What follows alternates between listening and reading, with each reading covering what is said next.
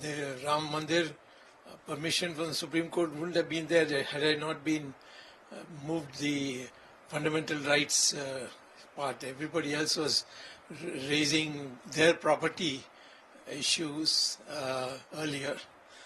I went and said, no, it's where our faith says Ram was born, and therefore it's a fundamental right, and that's how we won.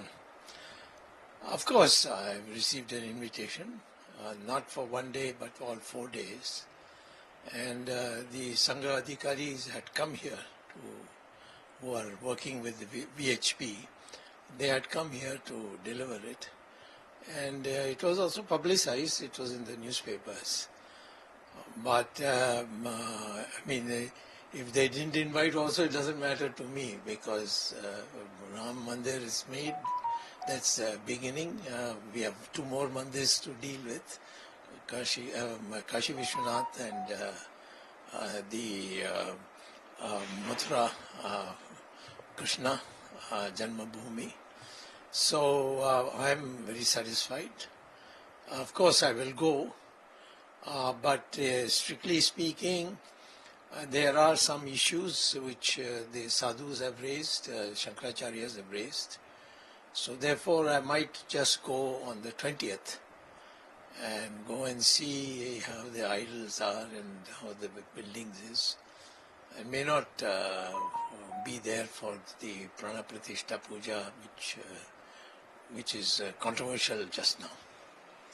Sir, just to recall the old memory, how do you see the beginning of this movement till the temple is built? Yeah. Also, please highlight your role in this movement. Sure.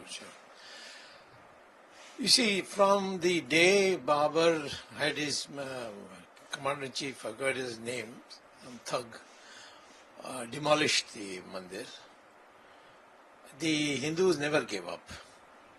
In fact, all through the period when the Mughals were ruling, just next to the masjid, they built a small courtyard, the Hindus, and they used to pray there. So the Hindus never gave up that. In fact, in 1885, there was a major riot on it. Then after we became independent in 1949, the idols which were taken out, and the temple minus the idols was put under lock and key. Somebody quietly went, or some people went quietly and put the idols there. And there was a ICS officer called Nair from Kerala. He was the administrative chief in Varanasi at that time. I mean, in Ayodhya at that time, or rather, beyond. It was called Ayodhya then also. And he was the one who said, no, once the idols are gone, they can't be taken back. And then after that, till 1985, people used to stand outside the Sanctum Sanctorum, where there was a jail-like gate, and look through and do puja.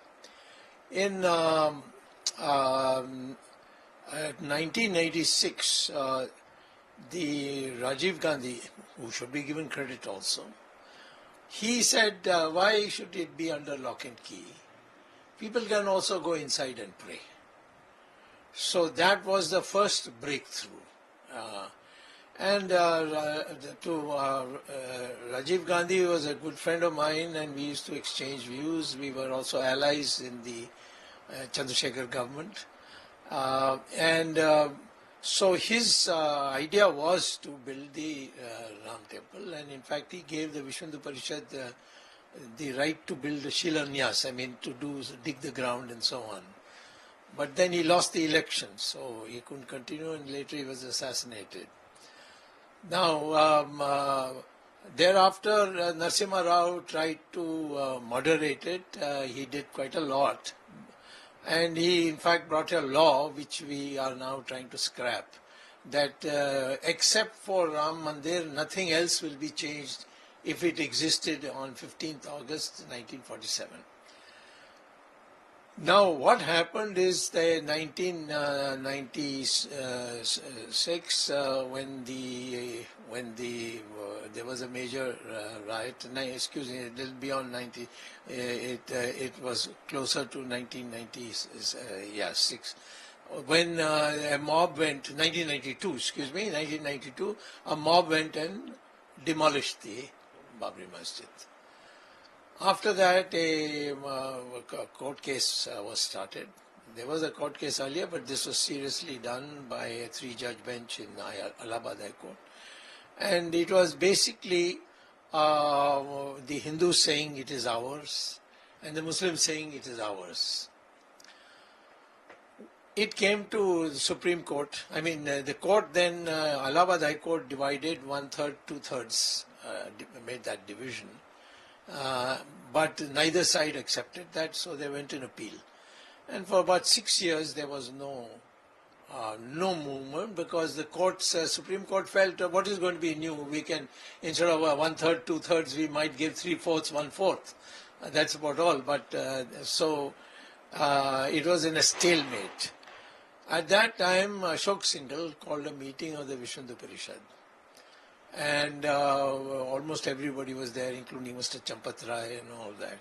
And he asked me to be present. And I was a bit surprised, because I was not a member of the Vishnu Parishad, although I was favorably inclined towards them. So I went there, and there, to my surprise, he said, Ashok Singhal said, my life is not going to be lasting very long. And this Ram Mandir, I've failed, I've not been able to do it.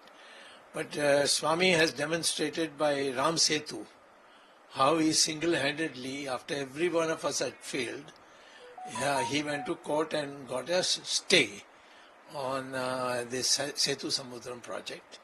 And I'm inspired by that, so I'm, before all of you, handing over the Ram Mandir matter to Dr. Swami. I was taken aback, because I never expected this.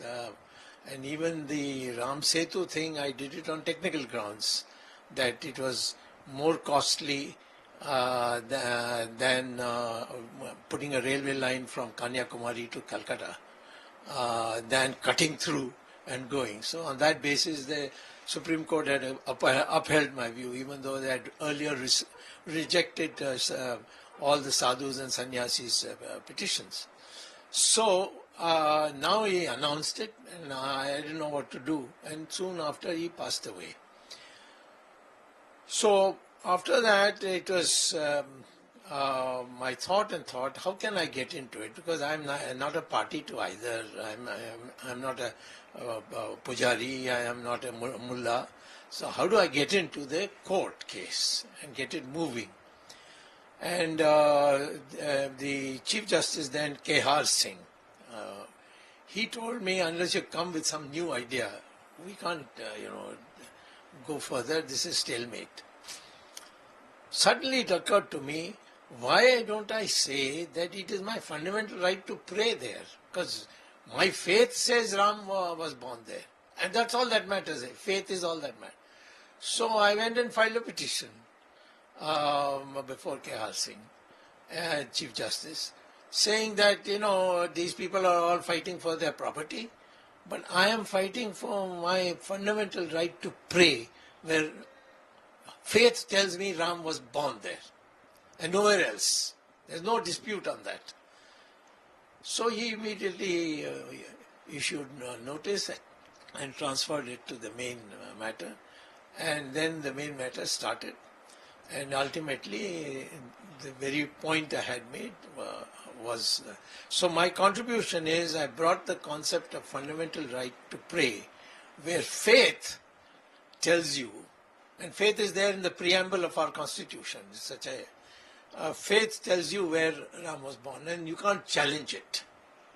Same thing now will apply to Krishna Janma Bhoomi also, and Kashi Vishwanath also, these three.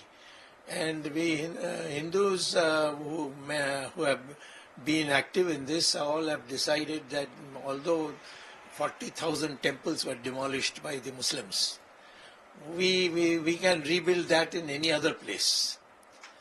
But these three, Mathura, Kashi Vishwanath, and of course Ram Janma Bhoomi, you can't build anywhere else because they are area specific.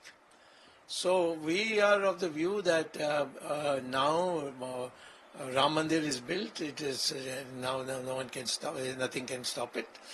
But Mathura and Kashi Vishwanath, I would tell the Muslim community that they should voluntarily give it up because they have only got mosques there, and mosques can be shifted. And in Saudi Arabia, in Turkey, everywhere they demolish mosques to build roads because there's no sanctity of God being there. It's only a place to read namaz, and namaz you can read in the drawing room, you can read in the road, you can read anywhere.